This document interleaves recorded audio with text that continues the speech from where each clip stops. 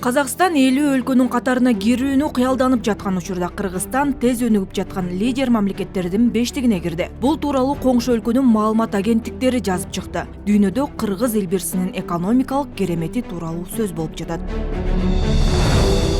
2025 жылдын январь-сентябрь айларында өлкөнүн ички дүң продукциясы 10%га өстү. Бул көрсөткүч менен Кыргызстан дүйнөдө эң жогорку темпти көрсөттү. Натыйжада ИДПнын көлөмү 1 триллион сомдон ашты.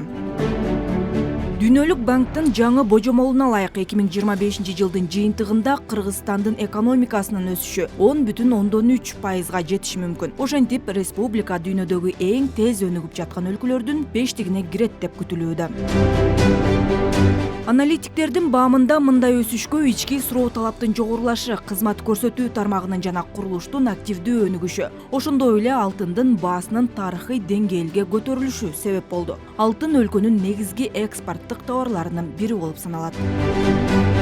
Азия өнүгүү банкы да мурдагы божомолун оңдоп, Кыргызстандын экономикасынын өсүшүн 8,3% деп баалаган. Ошентсе да өлкө 2025 жылы Борбор Азия жана КМШ мамлекеттеринин ичинен талашсыз түрдө лидер бойдон калууда.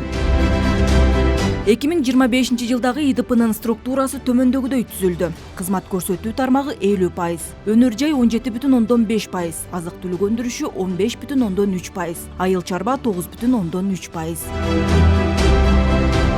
Кыргызстан инфляция деңгээлинде көзөмөлдөй алган. Эгер Казакстанда инфляция 2025 жылдын январь-октябрында 12,6%га жетсе, Кыргызстанда 8,4%га чейин түшкөн. Улуттук банк инфляцияны озуктоо үчүн негизги ченди 9,25%га көтөргөн. Салыштырып көрөлү. Казакстандын улуттук банкынын негизги чени 18%. Бул насыяларды элге дээрлик жеткиликсиз кылып койду. Ал эми Кыргызстандын министрлер кабинети тескерисинче салык жүгүн азайтты. Айрыкча айрым айыл чарба өндүрүүчүлөр үчүн кошумча нарк салыгы 2030 жылга чейин төмөндөтүлдү. Бул кадам ата мекендик продукциянын атаандаштык жөндөмүн жогорулатууда. Эл аралык эксперттер менен жергиликтүү аналитиктер бир пикирде. Кыргызстан акыркы жылдары дүйнөдөгү эң ылдам өсүп жаткан экономикалардын бири болуп, Борбор Азиялык экономикалык эл бир секиригин жасап жатат.